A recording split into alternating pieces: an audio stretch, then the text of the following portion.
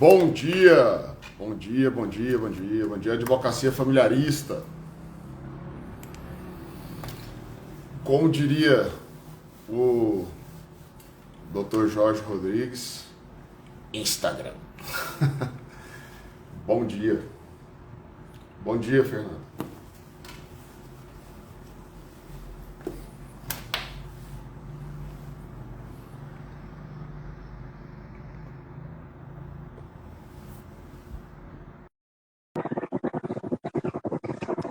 Compartilha aí, pessoal, os seus contatos aí para que a gente possa levar essa live o máximo de pessoas possíveis.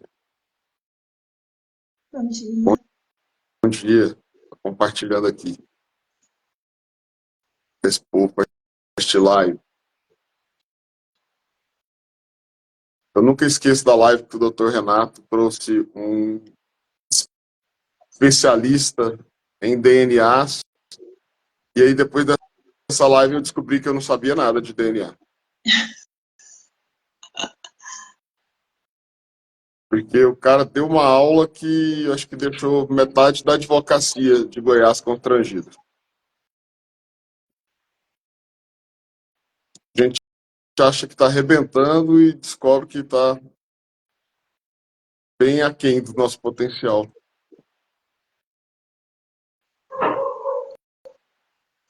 Compartilhando aqui só um minutinho.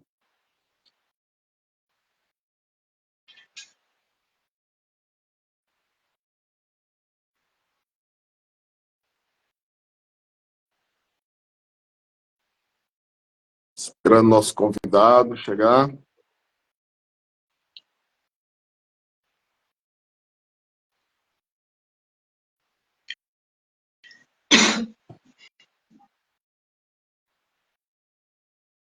Você consegue me escutar? Os dois ouvidos.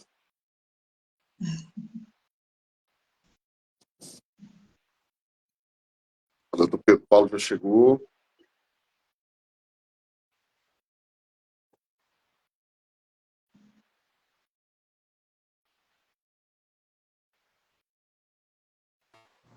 Bom dia. Muito bom dia. Bom dia. Bem, doutor? Tudo bem? Muito bom dia, viu? Obrigado pelo convite aí. Eu que agradeço a presença. Vou fazer uma breve apresentação de vocês. E aqui funciona mais ou menos assim, doutor. A ideia é levar o máximo de informação, de atualização para o pessoal da Comissão de Direito das Famílias, para a advocacia familiarista em geral. Como a gente sabe, existem muitas intersecções, né, entre o direito criminal, o direito da família. O direito da família, na verdade, ele acaba transitando como direito criminal em todas as outras áreas, né? Então, em virtude dessas intersecções, a gente sempre chama pessoas de outras áreas para poder nos ajudar. Apesar de que eu sou um defensor ferrenho, cada um no seu quadrado. Então, aqui no escritório, quando tem as questões criminais, eu não me aventuro nelas. A gente tem a doutora Fernanda, que ela atua de forma especializada nessa parte, para poder a gente entregar a melhor prestação possível, né? Então, mas assim, alguns colegas não têm essas parcerias. Então, eles precisam, de repente, fazer ali o básico. Então, nesse sentido, é sempre importante conversar com pessoas do seu calibre, do calibre da professora Fernanda, para poder trazer essas informações da área criminal, da área trabalhista, diversas outras áreas, para poder, né, engrandecer o conhecimento e ajudar no trabalho. Mas eu vou fazer uma breve apresentação aqui de vocês, e depois eu faço algumas perguntas, a doutora Fernanda, o senhor responde, a doutora Fernanda responde, e aí a gente vai conversando, é um bate-papo, não tem muita formalidade aqui não, tá? Dr. Pedro Paulo Medeiros, advogado criminalista, ex-conselheiro federal da OAB, membro do IAB, Instituto dos Advogados Brasileiros, pós-doutor em Democracia e Direitos Humanos pela Universidade de Coimbra, Portugal, doutor PhD em Ciências Jurídicas, doutorando e mestre em Direito Constitucional e DPDF, pós-graduado em Direito Processual Civil, Direito Civil, Processo Penal e Direito Penal pela UFG, Direito ambiental, direito eleitoral, MBA em direito empresarial, atua como professor universitário e de especializações, palestrante, lecionando as matérias de direito processual penal, direito processual civil, constitucional, relações internacionais e direitos humanos. E a nossa debatedora, a doutora Fernanda Albuquerque, advogada criminalista, mestre em Direito Agrário, linha de pesquisa em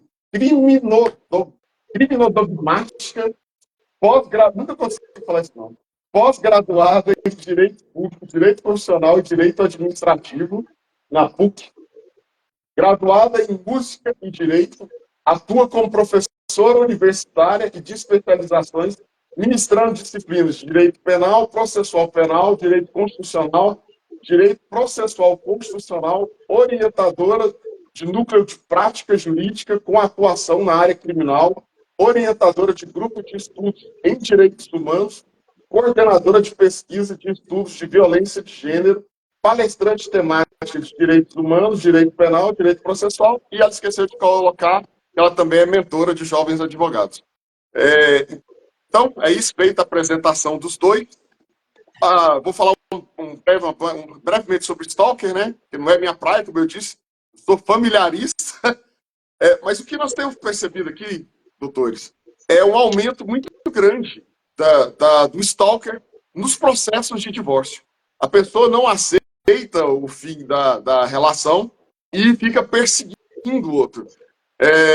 Nós temos relatos de pessoas que seguiram o outro até em motel para poder fazer filmagens e vigiar essa pessoa em outro relacionamento. Nós temos casos de pessoas que ficam monitorando tudo que a outra faz com o filho. E isso não deixa de ser uma forma de stalker. Ele utiliza a desculpa do filho para poder fiscalizar a vida social do parceiro e da parceira, né? Então, assim, nós temos passado por grandes problemas aqui nesse sentido, e muitas vezes a vítima não sabe, não percebe que ela está sendo vigiada, porque ela acha que não, ela normaliza a situação. Mesmo aquilo causando uma angústia, uma tristeza e uma insegurança, ela normaliza a situação, porque ela acha, não, ele está vigiando meu filho. Quando, na verdade, a gente sabe que o filho é um pretexto. Então, assim, para começar aqui a nossa conversa, eu queria saber o seguinte. Com relação às medidas protetivas, doutor Pedro Paulo,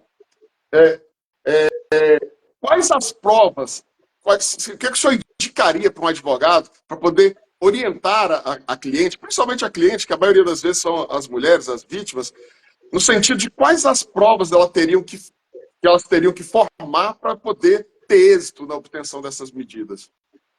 Bem, muito bom dia, doutora Fernanda, muito honrado ter falado. Doutor Cristiano, muito grato pelo convite que me foi feito. Eu, de fato, não sei se eu tenho no mínimo aqui de condições de contribuir com os queridos aí colegas e as colegas que estão nos assistindo, em especial porque eles são da área familiarista.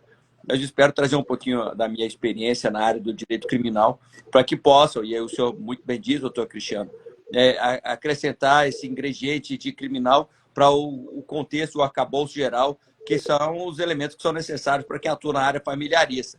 Em verdade, na área familiarista, o advogado tem que saber de tudo, tem que saber como é que mexe com o registro de imóveis, direito que é direito público, tem que saber como mexe com o direito criminal, e infelizmente, às vezes, isso chega realmente ao limite de ser necessário atuar no direito criminal, tem que entender de direito civil, processo civil, né? Então tem que entender de psicologia, de psiquiatria, tem que entender de um monte de coisa.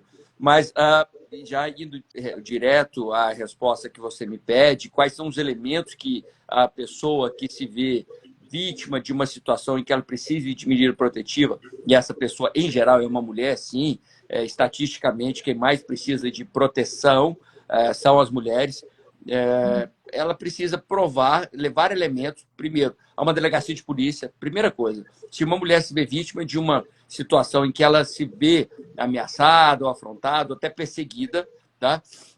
Não, já me adiantando um pouquinho, não necessariamente ela está sendo perseguida como stalker, mas às vezes ela está sendo ameaçada, ou ela se sente insegura, ou psicológica, ou fisicamente. O primeiro lugar onde ela deve ir é a uma delegacia de polícia, ou se for algo urgente ali daquele momento, há um risco à integridade física dela ou à vida dela, ela procura a primeira policial militar que ela encontrar na rua, um carro na rua da polícia militar, ela já para e pede ajuda. Ou liga no 190, e estaciona num lugar seguro, ou no posto de gasolina aberto, com muita iluminação, com pessoas em volta, ou para numa garagem subterrânea de um shopping, de um supermercado, e dali ela liga para o 190 e pede auxílio para a polícia militar. Pelo menos ela tenta se proteger ali naquele momento. Bom, não é exatamente algo da hora, mas ela está sofrendo uma ameaça, uma perseguição, mas não é ali pontual. Ela, então, vai procurar uma delegacia e faz uma comunicação dizendo que ela está sofrendo. Quais são as provas que ela leva a uma delegacia?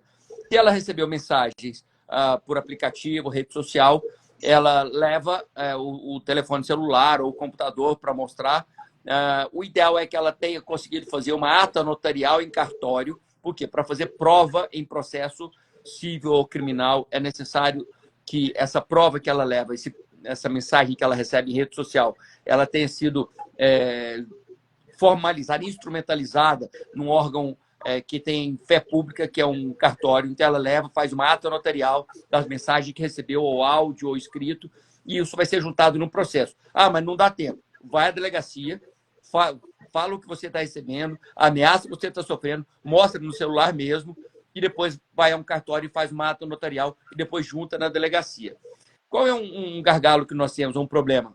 É que vários desses crimes, ameaça, stalking, são crimes cuja pena máxima, em abstrato, a pena de prisão máxima é 2 anos. A não ser que seja contra mulher, violência doméstica, contra criança. E quando a pena máxima é até 2 anos, não instaura inquérito, TCO, e o TCO não tem investigação. Então, na verdade, você vai juntar documento num TCO que não gera investigação. Esse é um problema que nós vimos, tá? Então, nós já discutimos há um tempo atrás o que nós poderíamos fazer para tentar diminuir esse grande número de violência contra a mulher que acontece no Brasil. E uma das coisas que eu sugeri é pegar essa pena máxima, mesmo do crime de stalking, sem a causa de aumento, e passar de 2 anos para permitir investigação pela polícia. Porque o TCO não gera investigação. E pena máxima de 2 anos não gera prisão preventiva. Então, gera medidas despenalizadoras, a não ser que seja sob a circunstância da Lei Maria da Penha, que é violência contra a mulher. Mas, então, em geral, não gera investigação. Mas, mulher, você tem uma prova de que você foi ameaçada ou perseguida, vá a uma delegacia e leve isso. Print a mensagem, leve no seu celular, mas assim que você puder, vá a um cartório e faça uma ata notarial.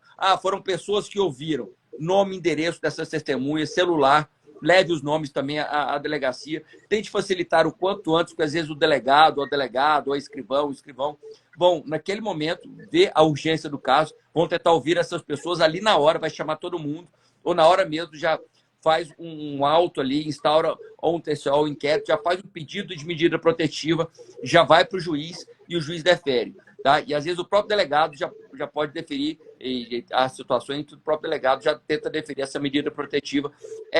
Processualmente, para nós, eu acho muito permitir que um delegado, que não é juiz, possa deferir isso, mas é uma outra discussão. Mas o que importa é que tem que ter a medida protetiva. E mais, já leva o endereço, o telefone da pessoa que está te perseguindo ou te ameaçando. Por quê? Essa pessoa também tem que ser intimada daquela decisão, porque ela só passa a ser obrigada a cumprir depois que ela foi intimada. E se ela descumpre a medida protetiva e ela foi intimada de que tem que cumprir aquela medida protetiva e ela descumpre, ela comete um crime específico, que é o descumprimento de medida protetiva. E ela pode, inclusive, ser presa em flagrante. Tá? Então, eu espero ter dado um pouquinho de caminho aqui, mas não é tão simples, mas espero ter dado ao menos um norte aqui. Não, maravilha. Doutora Fernanda, uma das questões que a gente se preocupa bastante é o uso dos filhos como escudo, né? Como um escudo para poder fazer essa fiscalização, esse monitoramento da esposa. Eu queria ver assim, a sua opinião com relação a isso. Essa utilização do filho, isso aí também não poderia gerar algum tipo de medida de restrição ao contato com o filho, a partir do momento que o filho é um objeto, sabe, para poder praticar o stalker? Qual que é a sua opinião com relação a isso? Bem, primeiramente, bom dia a todos. Bom dia, doutor Cristiano. Obrigada novamente pelo convite da CDF. Bom dia, doutor Pedro. E Acho que para a gente começar aqui, né, primeiro a gente tem que delinear o que é a perseguição, né, deixar mais claro o que vem a ser esse crime. O crime de perseguição, ele é um crime relativamente jovem, ele não nasce, né, na redação original do Código Penal, e ele se configura, conforme a letra da lei, no ato de você perseguir alguém reiteradamente e por qualquer meio. Então, para que exista perseguição, doutor Cristiano, é bom que fique bem claro que ele é um crime habitual. Então, a gente tem que ter repetição desses atos, não basta só um evento, a gente tem que ter repetição desses atos. Bem, configurando-se o crime, então, a gente começa a outra discussão, porque a lei, ela trata o crime de stalking como um crime de forma livre. Então, ela estabelece que qualquer meio que possa gerar essa perseguição pode gerar o stalking. Que, inclusive, é uma questão depois que eu quero até fazer uma tratativa com o doutor Pedro, né? Se essa imprevisão de previsão genérica, como que ele entende a respeito disso. Mas, enfim, uma das modalidades, então, que a gente percebe é a questão da perseguição através de instrumentos processuais utilizados de forma abusiva para prejudicar a outra parte. E como vocês já tinham ressaltado antes, o crime de perseguição, ele não tem uma vítima definida, pode ser homem, pode ser mulher, mas, inegavelmente, existe um recorte de gênero nesse crime, porque os dados estatísticos, pelo menos que eu pesquisei, 87% das vítimas são mulheres. Então, é inegável que falar sobre perseguição tem um recorte de violência de gênero e tem um recorte de violência doméstica também. Porque de 100% dos crimes de stalking que acontecem, 67% são praticados contra ex-companheiros. Então, ele está muito inserido realmente nessa questão do direito feminino, da questão da violência de gênero e também do direito de família. Bem, agora respondendo ao seu questionamento. Quando os filhos são usados como meio de perseguição contra a ex-companheira, contra a ex-esposa?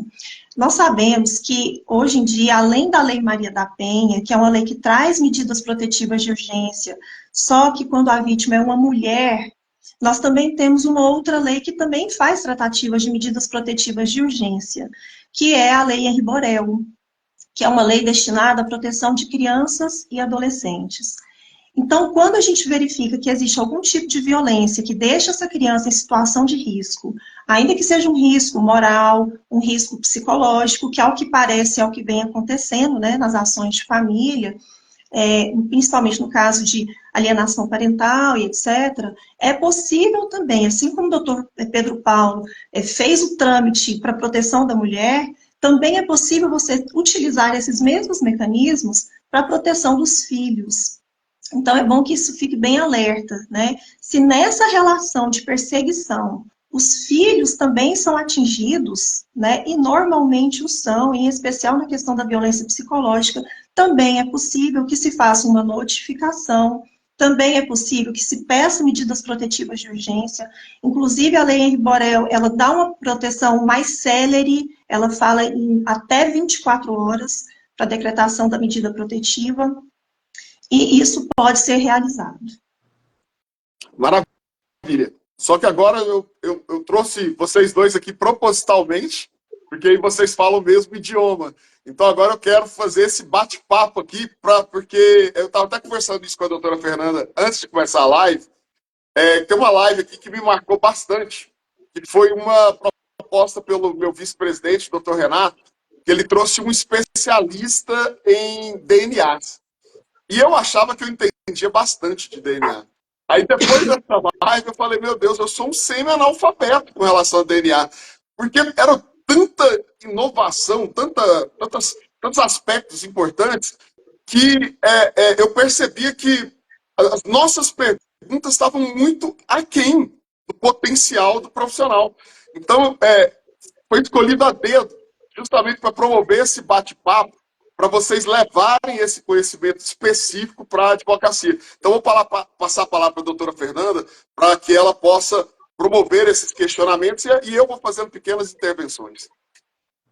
Obrigada pela palavra novamente. Doutor Pedro Paulo, como eu falei anteriormente, quando a gente vai estudar, né, a estrutura do tipo penal do crime de perseguição, a gente percebe que quanto aos elementos modais do crime, ele é um crime de ação livre.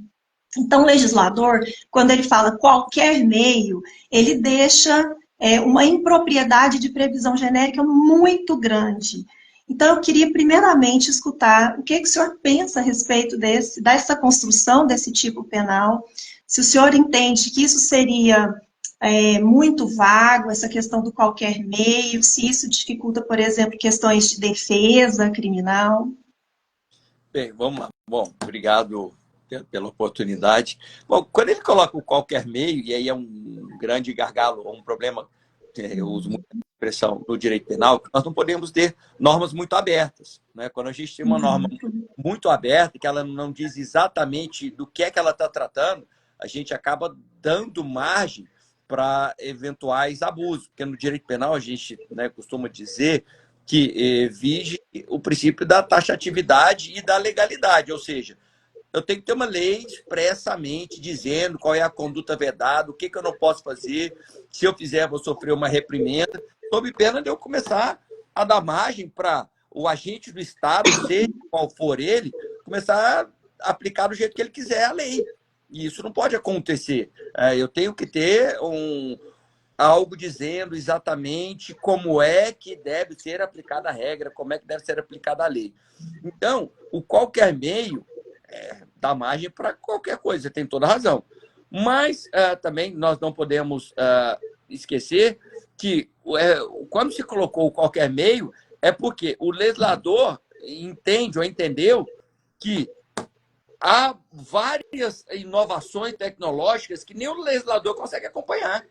Então, cada dia aparece uma modalidade nova, um meio novo, e se ele, lá na lei ou na norma, ele começasse a dizer exatamente quais são as ferramentas, amanhã aparece uma ferramenta nova, um meio novo, e ele não previu. E se ele não tivesse previsto anteriormente, a pessoa não poderia ser punida se estivesse fazendo ou ameaça ou perseguição por essa nova ferramenta. Então, em português, claro, o legislador deixou em aberto porque ele falou, olha, cada dia aparece uma novidade, então, seja qual for a ferramenta que você usa para perseguir, você vai ser punido por isso.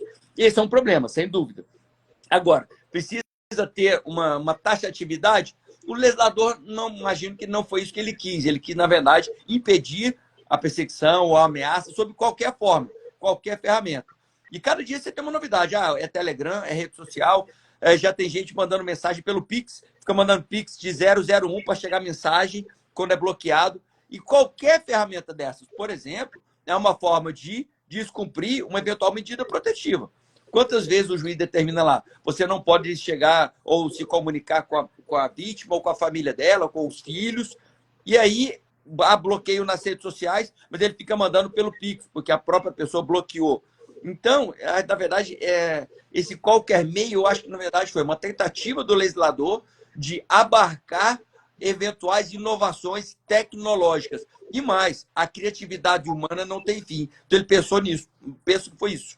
Mas você tem toda razão. No direito penal não é aconselhável que você tenha normas tão abertas. Mas é porque as ferramentas possíveis são quase que infinitas, né? Ainda mais com inteligência artificial e com a inteligência humana, que vai criando cada dia uma nova forma de cometer fatos ilegais, há sempre um contorno, você cria a norma e o ser humano vai tentando contornar a norma. Então, acho que é por isso. Tá ótimo, obrigada. Doutor Pedro Paulo, tem mais um questionamento. Quando o senhor fez a tratativa a respeito da questão das medidas protetivas de urgência, o senhor falou anteriormente a respeito da criação de um arcabouço mínimo a ser levado ao conhecimento das autoridades. Mas eu queria que o senhor falasse novamente se na questão só das medidas protetivas, se a vítima ela já precisa apresentar ou não essa questão probatória, porque é uma dúvida recorrente, pelo menos no meu escritório. As vítimas ligam e falam assim, doutor, está acontecendo isso, isso, isso, mas eu não tenho nenhuma prova. Mas mesmo assim eu posso pedir a medida protetiva? Excelente pergunta, doutora Fernanda. E isso eu levo até para outras situações, tá? Situações de ameaça que um homem ameaçado por outro homem ou por uma mulher. Há situações de emergência ou até de urgência em que a pessoa chega e precisa de uma medida protetiva, até de uma proteção, uma medida qualquer, e ele não tem elementos ali na hora. Se você... E a regra existe para ser excepcionada. Tem aquela máxima de que a exceção existe para confirmar a regra. A regra é para você pedir uma medida cautelar, e a medida protetiva é uma medida cautelar, é uma medida por segurança, você tem que ter elementos mínimos para confirmar aquela medida que você está pedindo. Nenhum juiz, ou mesmo delegado, vai tomar uma medida em nome do Estado sem ter um mínimo de elemento para confirmar aquilo que você está dizendo. Essa é a regra. Excepcionalmente, você dá um passo além e passa a viger o princípio da precaução, muito parecido lá com o direito ambiental. Na dúvida, tome a medida, porque, às vezes, você não toma aquela medida, ainda que você não tenha elementos mínimos, pode se tornar inócuo você tornar essa medida lá na frente, depois que aparecerem os elementos. Então, para evitar que se torne inócuo tomar essa medida lá na frente, quando os elementos aparecerem, né, são aqueles requisitos da tutela, do processo civil, por exemplo, o juiz ou o delegado toma uma medida protetiva, ainda sem os elementos, ele confia na palavra da vítima, lógico, se assegurando de que o quanto antes venham esses elementos, sob pena de revogação da medida. Ele tem que inverter aí a regra e excepcionar para dizer, olha, na dúvida, eu vou conceder, porque não vai fazer mal ao suposto agressor, que eu vou só afastá-lo, e vou conceder um benefício da dúvida à vítima. Por quê? Entre sopesar uma limitação de direitos ao suposto perseguidor ou ameaçador, eu vou limitar o direito dele, porque eu vou imprimir uma medida protetiva que ele não vai poder se comunicar, não vai poder chegar perto da pessoa, dos filhos, tudo bem, é muito ruim para ele. Mas eu vou dar um voto de confiança à proteção necessária à vítima. Porque eu vou inverter aqui, eu vou privilegiar a proteção à vítima. Porque se eu tiver errado, se a vítima tiver mentido, depois a gente apura, mas eu protegi quem tem que ser protegido. E o efeito disso não vai ser irreversível. Agora, se eu inverto e aplico a regra geral, não, se você não me trouxer elementos, eu não vou te dar uma medida protetiva. Pode ser que amanhã eu tenha um efeito irreversível. A vítima foi agredida, a vítima perdeu a vida, foi lesionada na sua integridade física, então há uma inversão. Então, resumindo, respondendo à sua pergunta, há situações em que a vítima, se não tiver elementos, vá à delegacia, diga que está precisando, certamente o delegado e o juiz vão deferir a medida protetiva sem elementos mínimos, mas o quanto antes esses elementos têm que aparecer, sob pena de ser revogada essa eventual medida protetiva deferida. Agora, vou pegar o gancho aqui da colega, da Gisele Assis. Diga-se de passagem, a Gisele é uma das colegas mais participantes da comissão, participa dos cursos na ESA, ela está em tudo. E é daquelas que a gente manda uma mensagem, ela responde automaticamente, ela é uma colega bem atuante. A Gisele levanta a seguinte questão, ela coloca, gostaria de fazer uma pergunta. Quando o homem é perseguido pela ex-mulher, como agir? O que acontece? Só uma breve colocação. A gente vive num país machista. Então, quando um homem chega na delegacia para poder fazer qualquer tipo de reclamação nesse sentido, ele sofre um certo preconceito. E isso, nós já vivenciamos um caso desse aqui no escritório, onde a vida do rapaz virou um inferno. E era tudo mentira, era tudo eram histórias criadas pela moça. Então, assim, eu queria perguntar para vocês quais as dicas que vocês dois dão com relação a isso. Quando o homem está sendo perseguido, quando o homem está passando por esse processo, como que ele deve proceder? Até assim, como que ele deve fazer as provas? Eu queria uma dica completa, um pacote completo aqui para o colega ali em casa anotar e já passar para o cliente. Então vamos lá. Começa pelo doutor Pedro Paulo, nosso convidado, depois a gente passa para a doutora Fernanda. Doutor Cristiano, não é tão incomum como pareça, viu? Homens querendo medida protetiva. E nem sempre é medida protetiva contra a mulher, tá? Às vezes, homens precisam de medida protetiva contra outro homem. Há várias situações, relações comerciais, em que isso vai para um nível de dissonância, de desarranjo, que vai para a beira criminal. E aí, um começa a ameaçar o outro e ele precisa de medida protetiva. Ou, às vezes, ainda nas relações comerciais, sem relação familiar. Um homem como uma mulher. Às vezes, a mulher ameaça o homem por relação comercial também. Isso acontece. Como há também situações em que o homem se vê eventualmente ameaçado por uma mulher na relação familiar. Tem. E eu já tive situações, não no meu escritório, mas já vivenciei na vida acadêmica, homens que pedem medida protetiva porque a mulher o persegue, porque ele tem um outro relacionamento, por exemplo, ou para agredi-lo. E aí ele tem duas opções. Ou ele vai revidar a agressão, e aí ele sabe que a hora que ele revidar a agressão, ele vai estar errado, e aí ele vai se ver acusado de agressão, vai ter uma medida protetiva contra ele, e sabe que inverte totalmente o cenário, por tudo que nós dissemos aqui. Então ele evita que a mulher chegue perto dele para ele não se ver acusado disso. Ele foge da mulher para não ser agredido e não ter que revidar. Então tem várias situações. Lógico que, estatisticamente, há muito mais situações que a mulher é vítima de perseguição, de agressão, de ameaça, até pela sua condição de vulnerabilidade, tanto que as leis protegem a mulher, as convenções internacionais protegem as mulheres, diante das suas condições de vulnerabilidade, isso é indiscutível. Essa história de querer igualar homem com mulher, não, para. Não, as mulheres estão em condições de vulnerabilidade e, por isso, precisam de uma proteção maior, que é para dar concretude ao princípio da isonomia. Você tenta igualar essa condição de vulnerabilidade da mulher para equiparar com a do homem. Por isso, você protege mais a mulher, estatisticamente. As mulheres sofrem muito mais perseguição e ameaça. Não há dúvida disso. Dito isso, quando um homem se perceber numa situação como essa, de vítima de perseguição ou ameaça, ou por uma mulher ou por um homem, ele tem que procurar, se for uma situação emergencial, procura uma polícia militar, 190, na hora, pede proteção naquele momento, e, não sendo uma situação pontual, emergencial ou urgencial, ele vai a uma delegacia, conta o que está acontecendo e pede uma proteção contra o que está acontecendo. Isso vai ser solicitado a um juiz. Não vai ser com aquela regra da medida protetiva da Lei Maria da Penha, mas com a regra geral do Código de Processo Penal, do artigo 282, 382 e do 319, medida protetiva geral. É um ser humano que precisa de proteção. É possível? É possível tranquilamente. Só não confunda com a proteção da Lei Maria da Penha. Mas é possível sim, tranquilamente. Vai ter que explicar, pedir ao juiz, pedir a um delegado, depois pedir a um juiz. Claro, não vai ter, como dissemos agora há pouco, essa presunção de que você está dizendo a verdade, como tem com a mulher. Porque a mulher chega lá, olha, eu preciso de proteção agora. E ela é mais vulnerável. Os homens, quando chegam e dizem, uma discussão comercial, dificilmente você vai conseguir essa proteção momentânea, na hora. Agora, se ele chega lá com uma prova de que ele está sendo ameaçado de morte, ou está sendo ameaçado com uma faca, nesse caso, talvez ele consiga momentaneamente. Mas há que se considerar, e nós temos que reconhecer isso, que são situações diferentes. Quando um homem necessita de medida protetiva e uma mulher necessita de medida protetiva, até pelas condições de vulnerabilidade mais evidenciadas das mulheres. Mas o homem pode, sim, pedir medida protetiva tranquilamente, de acordo com o Código de Processo Penal, regra geral, não é da Lei Maria da Penha. Professora Fernanda.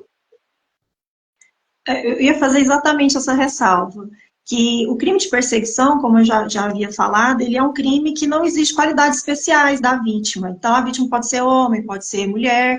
Então, em tese, se qualquer um pode ser vítima, qualquer um pode ser protegido também.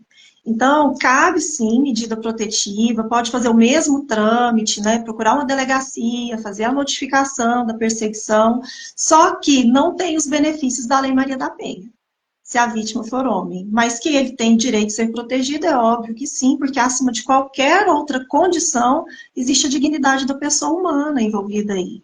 Independente se é homem, independente se que seja mulher, né?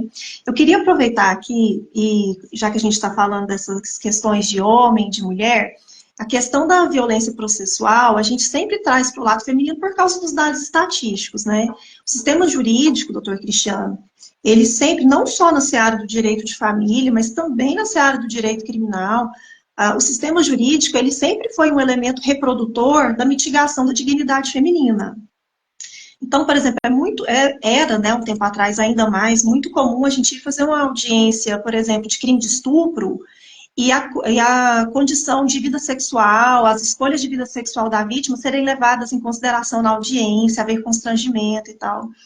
E aí eu queria aproveitar esse questionamento, né, de falando de condutas, do que poderia trazer essa questão da perseguição processual, e queria abrir aqui uma discussão, quais seriam as condutas, porque como o Código Penal não falou quais seriam as condutas, né, especificadas, assim, do que seria stalking ou não, eu queria abrir aqui uma reflexão, quais seriam então as condutas que poderiam configurar a violência processual?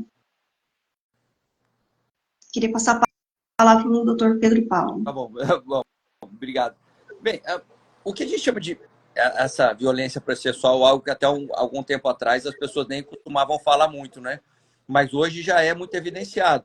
Que isso na verdade, a pessoa ficar insistindo em várias ações, várias formas de incomodar a outra pessoa, e aí é uma questão muito mais psicológica, né, e terapêutica. A pessoa fica propondo ações judiciais, medidas judiciais, indo ou à delegacia, ou mesmo propondo vários tipos de ações, revisão de pensão, revisão de guarda, discutindo que a pessoa não está dando a devida atenção ao filho, pedindo revisão de pensão todo mês, questionando um item da planilha Excel.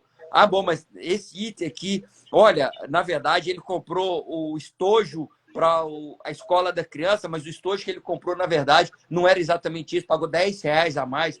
Na verdade, é uma simulação, é um pretexto para ficar todo o tempo chamando a outra parte no processo judicial, para ficar a incomodando, como uma forma da pessoa avisar: eu existo, tá? Você me deixou, mas eu estou aqui. Então, isso é muito ruim para a outra parte. Isso é, sem dúvida, um stalking processual, mas você tem que pensar em algo ainda maior. Isso é um problema para nós todos, porque o Poder Judiciário e as delegacias ficam abarrotadas de cada vez que ele vai ao judiciário para ficar inventando uma história dessa. É um processo a mais, é um andamento a mais, é um despacho a mais, é uma atenção a mais que o juiz tem que dar.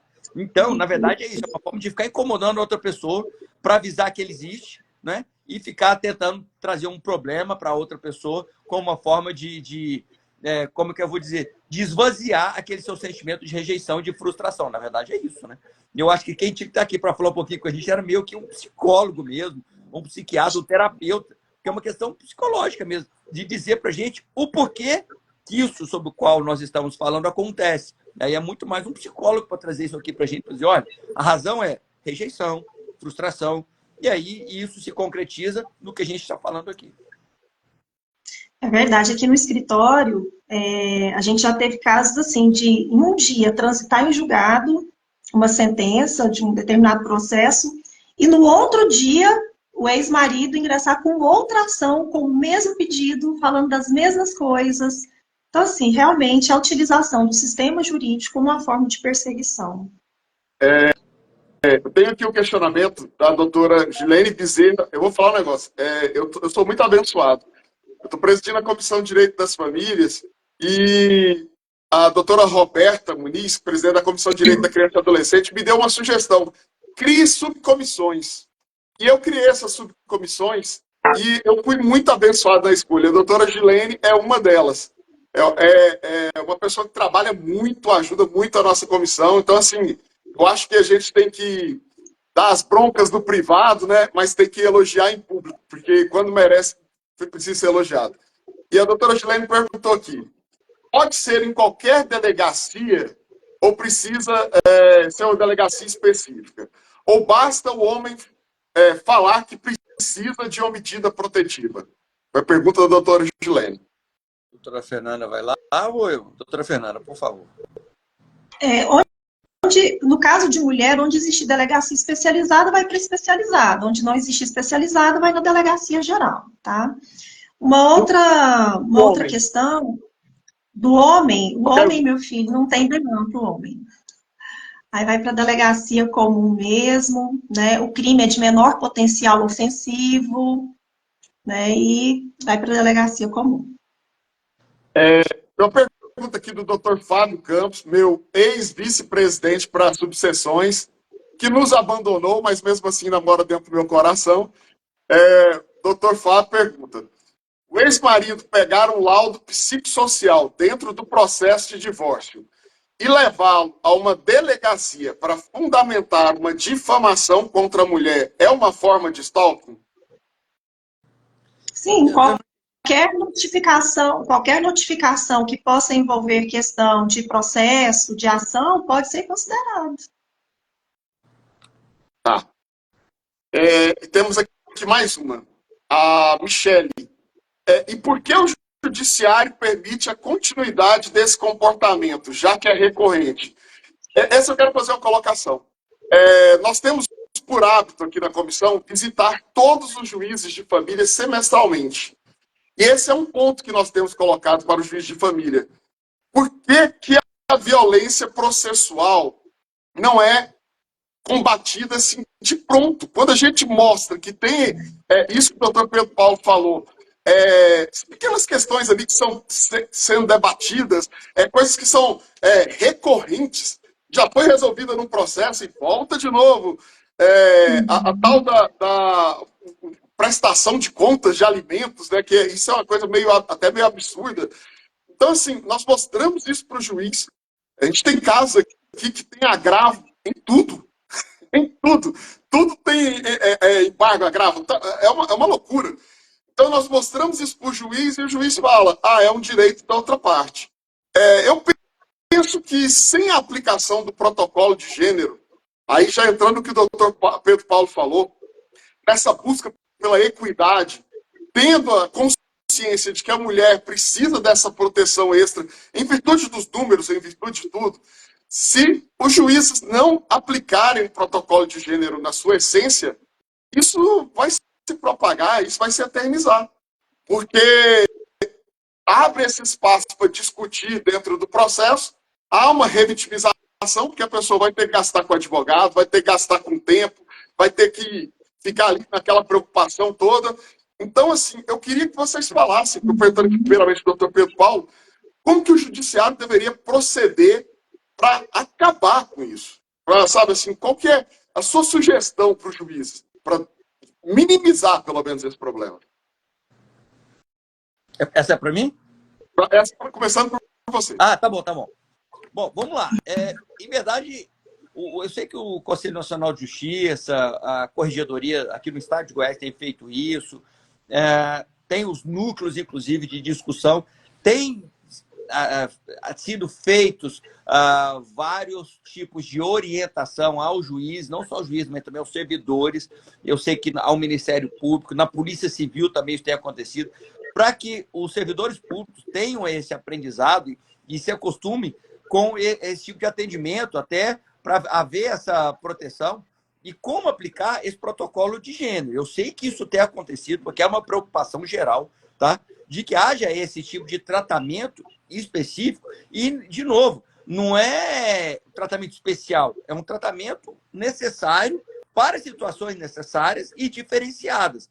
E eu volto no que nós estávamos falando sobre o que é a isonomia. A isonomia é você tratar devidamente as pessoas na medida das suas diferenças. Então, eu preciso saber como tratar as pessoas de diferentes gêneros na medida de suas especificidades. Então, isso tem sido ensinado, nós percebemos isso aos juízes, promotores, servidores, serventuários, e não só no judiciário, Ministério Público, delegacias, Polícia Militar, eu sei que eles têm aulas de direitos humanos, inclusive de tratamento de protocolo de gênero, e nós, advogados e advogadas, e essa comissão existe até para não me deixar mentir, nós também estamos aprendendo isso e a importância disso. Essa live, a sua atuação, existe exatamente para quê? Para mostrar às pessoas, à sociedade, a importância disso.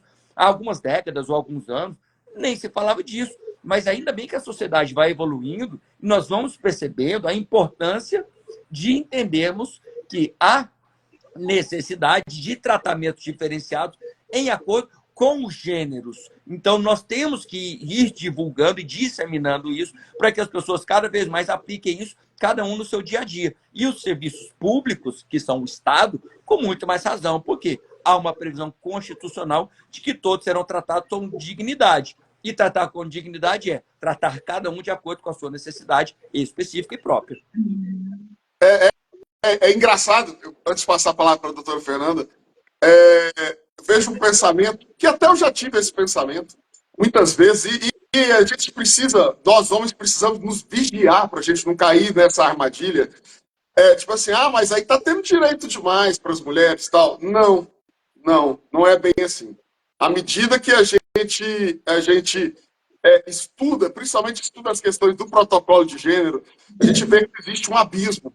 Quando a gente estuda questões do capital investido na maternidade, capital investido na relação, tem um abismo. Então, nós precisamos realmente trabalhar isso pensando em equidade e não numa igualdade. Porque a igualdade, quando você tenta nivelar os direitos do homem, colocar os mesmos direitos, aí você está sendo injusto com quem tem uma sobrecarga maior. Então, as pessoas precisam ter essa mentalidade da equidade, que é o que o doutor Pedro Paulo falou, a doutora Fernanda falou. E um outro ponto, tem vários colegas me perguntando com relação à medida protetiva do homem. Essa live ela vai ficar salva. Esse tema já foi debatido. Então, para a gente não ficar repetindo o tema, quem já está aqui desde o início, eu recomendo aos colegas que assistam a live, porque aí tem várias questões que já foram debatidas que serão importantes para vocês. Doutor Fábio está falando que eu sou chorão, que não houve abandono, mas houve abandono sim. Mas, então, doutora Fernanda, eu queria que você falasse um pouco para a gente a respeito dessa violência processual e o que você acha que os juízes deveriam fazer.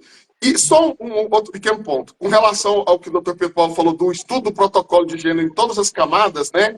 Na OAB, inclusive, foi aprovado agora, no Conselho Nacional, a aplicação do protocolo de gênero nos processos do TED.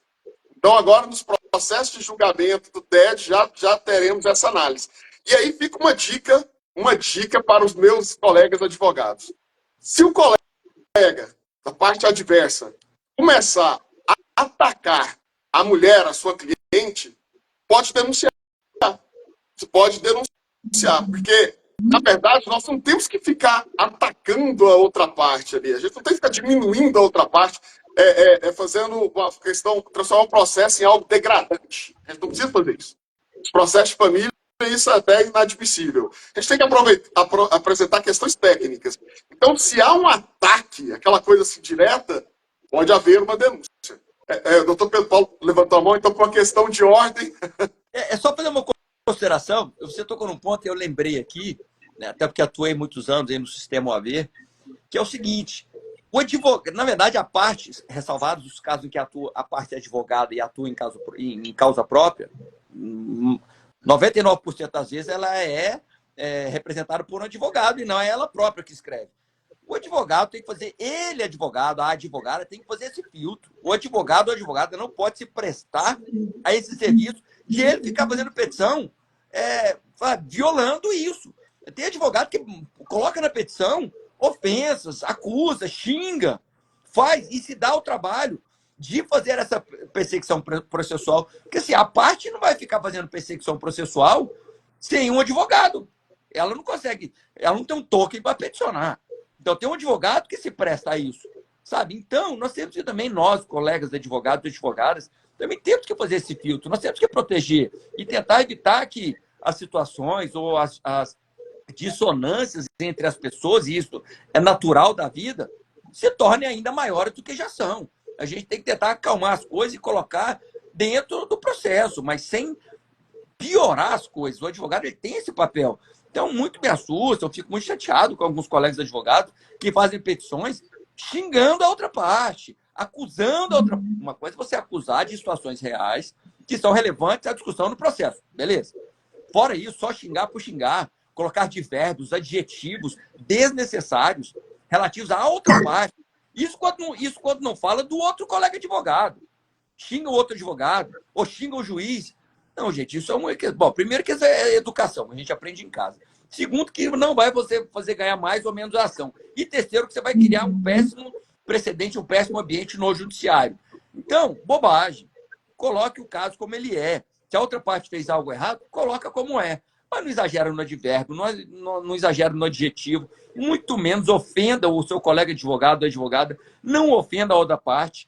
E menos ainda, ofendam o magistrado, o Ministério Público, eles são servidores públicos, ainda que eles tenham agido ali com parcialidade, infelizmente isso acontece, cara, recorra, mas não é xingando ele que você vai ganhar. Longe disso, você acaba, por mais que você tenha razão, às vezes você erra por escrever aquilo. Quem vai ler, olha, até tem razão. Ah, não, mas ele xingou meu colega. Ah, não vou dar não, porque senão vai parecer que eu estou concordando com o xingatório ao meu colega. Gente, todo mundo que vai analisar um caso desse é ser humano. Então, pensa nisso, que é um ser humano que vai ler o que você escreveu. Vamos lá, eu concordo plenamente. Acho maravilhoso que o protocolo de gênero seja aplicado agora no TED, porque nós precisamos coibir esse comportamento que é nocivo, destrói qualquer possibilidade de network e, na minha opinião, o agressor ele é um profissional que fica sem respeito na classe, sem respeito no judiciário. É algo que, com o tempo, ele vai sentir isso no próprio currículo dele, que ele vai ver que não vai ser o que vai avançar. Mas, ó, quando é no TED, ou na OAB, ou no, né, recursos ao conselho, ou seccional, ao conselho federal, quem vai ler são os seus colegas, amigo. Então, assim, os seus colegas que vão ver quem você é, o nível, e eles vão... Cara, pode ter certeza, o assunto corre, é sigiloso? Mas os colegas vão ler o processo, porque é sigiloso, mas dentro do OAB eles vão ler. E as pessoas vão ver quem você é. Você acaba perdendo o network. E a advocacia, grande parte dela é o quê? Network. Meu pai já dizia isso 40 anos atrás. 30% é estudo, 70% é network. Então vamos lá. Inclusive, Fernando. eu queria fazer um parêntese nesse assunto que vocês estão falando. É difícil para a vítima, quando existe esse tipo de relação, por exemplo, em sala de audiência, mas também é muito complicado para advogadas que militam para mulheres. Porque a gente vê constantemente alguns colegas que vão agredir a advogada em sala de audiência, ou até mesmo nas peças processuais, no intuito de indiretamente amedrontar, empobrecer a vítima, asfixiar o processo. Então, é uma temática extremamente interessante. O protocolo de gênero, ele deveria realmente ser estudado na faculdade. Eu sou professora da faculdade, o doutor Pedro Paulo também, e esses dias me preparando, inclusive, para fazer esse bate-papo aqui com vocês, eu tive a curiosidade de olhar nas faculdades que eu ministro o curso de Direito Penal, em qual delas já tem o estudo do protocolo de gênero no conteúdo programático. E eu fiquei muito impressionada, porque depois, por curiosidade, fui abrindo das outras faculdades aqui de Goiânia, qual delas que traz como conteúdo programático o estudo do protocolo de gênero, e eu não achei em nenhuma. Não faz parte de nenhum ementário. E a gente já sabe que, numa perspectiva de desigualdade de gênero, a gente precisava ter mais conhecimento sobre a hermenêutica feminina do direito e feminista também. E, então, assim, esse estudo do protocolo de gênero vai fazer toda a diferença. E recomendo a todos os colegas que o façam. E depois que eu percebi isso, essa falha, eu vou incluir nas minhas aulas, em especial quando for falar sobre feminicídio, violência doméstica e familiar. Vou abrir espaço para a gente fazer um recorte sobre o estudo do protocolo de gênero. Quem sabe, né? A gente estudando assim na faculdade, daqui a um tempo a gente tenha colegas que são mais cordatos, mais urbanos, que entendam os limites da dignidade da outra parte, assim como do cliente dele também.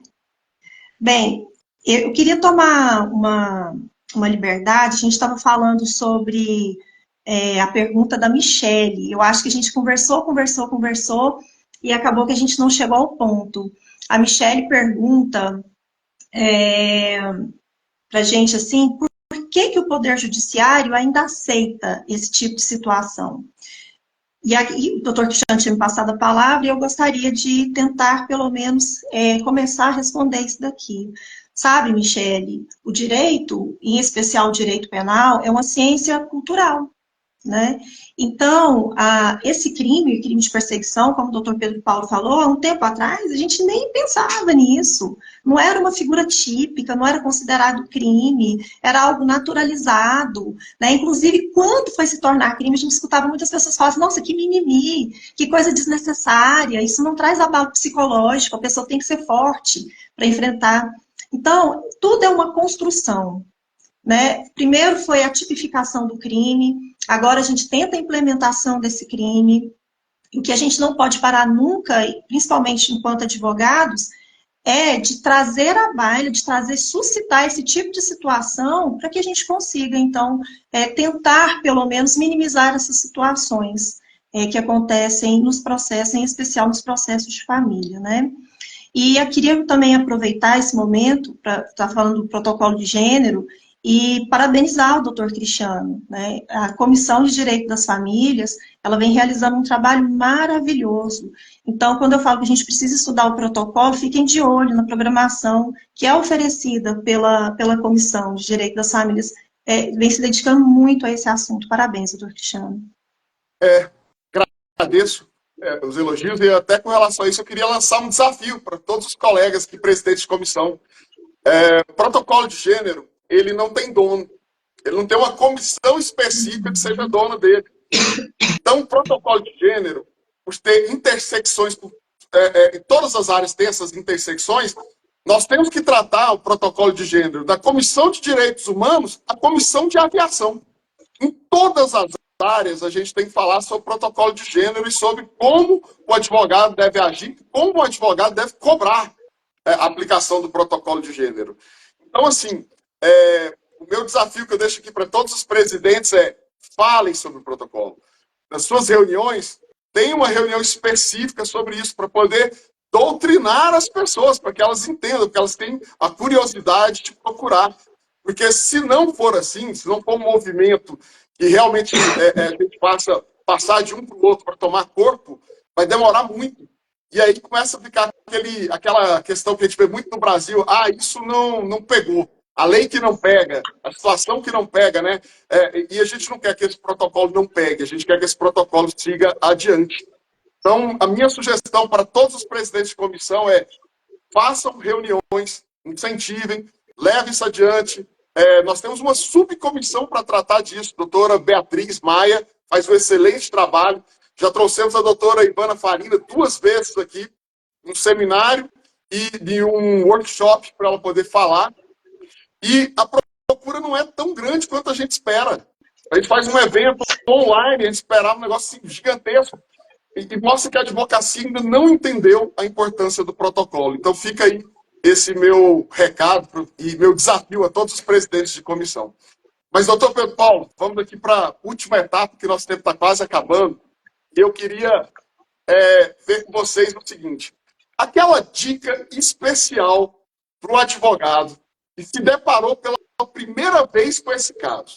Então, assim, eu quero uma dica e a dica da doutora Fernanda, para a pessoa que ali nunca viu nada disso, tal, para vocês ajudarem ali o básico. O que essa pessoa tem que fazer para poder se virar ali nos 30, né? Como que ela faria para aquele colega que está começando? Porque uma das preocupações que nós temos aqui na CDE é de abraçar esses colegas que estão começando.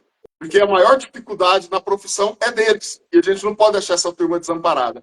Então, qual que é a dica de vocês? Começando pelo doutor Pedro Paulo.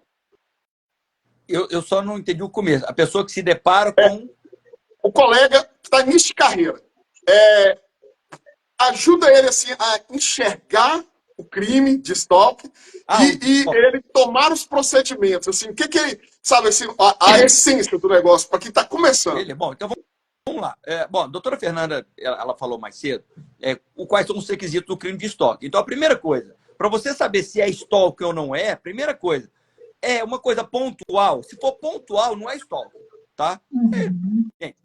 Já existe a animosidade, ela é natural de quem, por qualquer motivo, está brigando. Então, não confunda a animosidade existente, né, que vai ser reiterado, toda vez que se encontrarem vai dar confusão, toda vez que você perguntar da pessoa, ele vai falar mal dela. Não gostaria que isso acontecesse, mas isso é natural da situação existente, ponto. Ele foi atrás dela uma vez para conversar, uma vez ele puxou ela para falar, vamos falar sobre a pensão, vamos falar sobre a criança. Bom, mas foi uma vez. Bom, agora, a pergunta é, isso é reiterado? Isso tem acontecido de forma reiterada? Sim. Se é reiterado, aí você, primeira coisa, já está começando a se caracterizar o stalking. Aí, o que ele faz? Vai à delegacia com a vítima e faz um registro do que está acontecendo, leva o mínimo de provas que puder levar, se não tiver prova nenhuma, conta o que aconteceu e se compromete a levar essas provas no momento oportuno. Se for print de conversa, rede social, quando você puder, vá a um cartório fazer uma ata notarial desses prints, dessas conversas, porque isso vai ser necessário para subsidiar uma eventual denúncia, uma eventual ação penal. Mas vá a uma delegacia o quanto antes com essa vítima e leve o mínimo de elementos. Mas, primeira coisa, você tem que ver se é stalking mesmo ou não é. O stalking, ele exige um requisito que é da habitualidade, da reiteração. Tem que ser algo que tem que ser feito de forma reiterada e não pontual. Tá? Não confunda briga, animosidade existente com a habitualidade de ficar perseguindo. São coisas diferentes. Doutora Fernanda. Eu também incluo aí, além do colega ter que observar se existe essa habitualidade, ele também observar qual era o ânimos, né?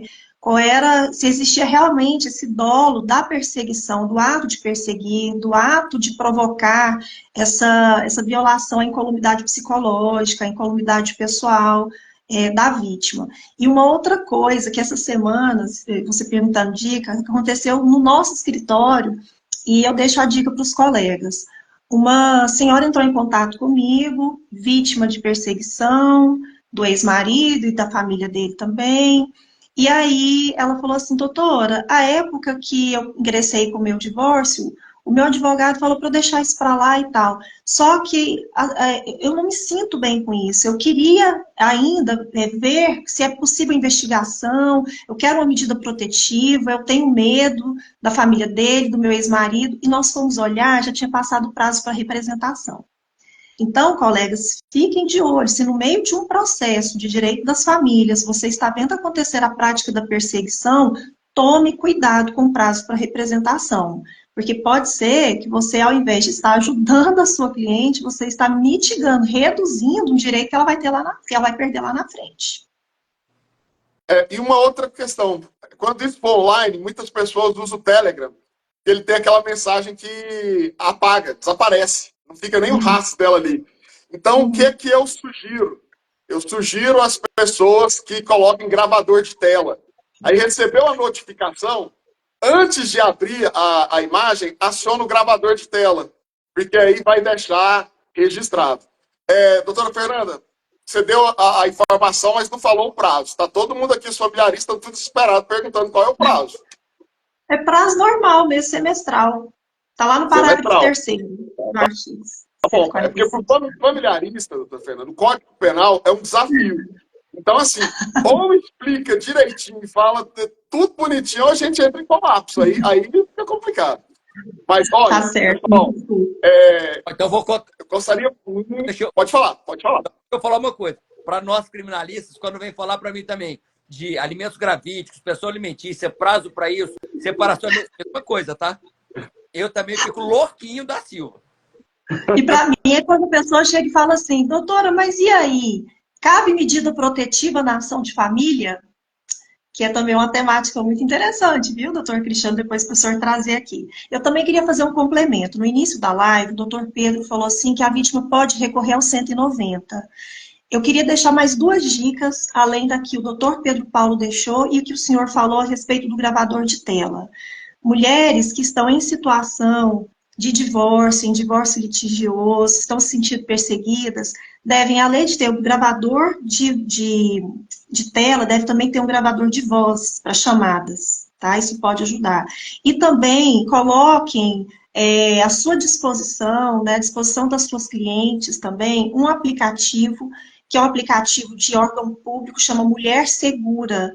Esse aplicativo, ele, pelo menos a proposta dele, é viabilizar de maneira mais rápida um atendimento às mulheres que estão sendo perseguidas, vítimas de stalking. E além do 190, o 180 também, tá? Para caso de violência contra a mulher. Muito obrigado. É bom que ela nunca me falou dessas mulheres seguras. Agora eu vou ter que gravar um vídeo sobre isso para botar no meu perfil. Mas, pessoal, agradeço muito, muito, muito, muito a participação de vocês. Agradeço muito. Principalmente que eu sei que a agenda de vocês não é fácil. Hoje tem baile do Rubi ainda, a doutora Fernanda tem que ir para o salão. Então, agradeço muito a disponibilidade de vocês em ajudar a advocacia. E deixo aqui as últimas palavras de vocês, doutor Pedro Paulo, depois a doutora Fernanda, para a gente poder encerrar. Bem, eu quero reiterar meu agradecimento por essa oportunidade de estar aqui conversando, aprendendo com a doutora Fernanda, com o doutor Cristiano, com os colegas e as colegas que estão nos honrando aqui com as audiências, nos assistindo, e dizer que isso é um assunto muito, muito relevante e muito importante, que é a proteção, né, das pessoas vulneráveis. E que, estatisticamente, as mulheres é que mais precisam, mas há homens que também necessitam. Mas nós temos que saber como lidar com essas situações, né, com esse novo tipo penal stalking. E não é porque passou a existir um tipo penal stalking que o stalking passou a existir. É o contrário. Só precisou criminalizar o stalking porque o stalking já estava existindo na vida real. Então, veja como isso é uma coisa muito mais psicológica. E nós precisamos chegar ao ponto de criminalizar essa conduta para passar o efeito pedagógico e desestimulador de essas perseguições começarem a parar. O tanto que isso estava acontecendo, porque o direito penal tem efeito simbólico e desse estimulador, que é o efeito preventivo geral negativo. Então, em português, claro, é para ver se as pessoas param de fazer stalking, param de perseguir as outras. Tá? Então, é muito importante falarmos sobre isso. Há assuntos que nós precisamos falar. Falamos aqui muito importante sobre a importância, não é, de tratarmos os gêneros como eles têm que ser tratados. Então, eu fico muito honrado de estar aqui tratando de um assunto tão importante, tão relevante. E mais, a minha área é criminal, mas estou aqui falando com familiaristas, eu fico honradíssimo de ter recebido esse voto de confiança. E parabéns, doutor Cristiano, parabéns, doutora Fernanda, por esse evento, e muito obrigado por compartilharem conosco essas experiências de vocês dois. Nós que agradecemos. Doutora Fernanda. Também gostaria de agradecer mais uma vez a oportunidade, agradecer também a companhia aqui do Dr. Pedro Paulo, aprendi muito também, é sempre muito bom escutá-lo, viu, Dr. Pedro Paulo? O senhor é uma referência para a gente na área criminal. Também agradecer muito ao Dr. Cristiano, que sempre abre espaço para todas as temáticas que complementam o direito de família. Eu não sou familiarista, mas eu sempre assisto, porque sempre tem algo que vai me interessar, em especial na minha prática na proteção dos direitos da mulher.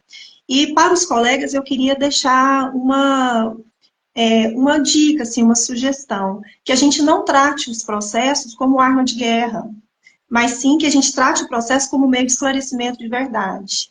Acho que as coisas começam a se minimizar um pouco se a gente para de perseguir e busca a efetiva solução jurídica para a demanda dos nossos clientes. Obrigada. Pessoal, muito obrigado a presença de todos. Muito obrigado. Vocês aí sempre participando, mandando perguntas. Semana que vem tem live de novo. A gente agora deve fazer uma live por semana até o final do ano. Essa é a ideia. Na nossa reunião da comissão desse mês também o tema vai ser relacionado à violência contra a mulher. A doutora Ludmila é a nossa convidada. A gente está pensando em fazer uma mesa de debates, então acho que vai ser um negócio bem legal. E como eu sempre falo, a CDF não para. Grande abraço a todos, fiquem com Deus e a live vai ficar salva. Tchau, tchau. Tchau, tchau, gente. Obrigadão pela presença aí. Fiquem com Deus. Tchau, tchau. Obrigado. Com Deus. Tchau.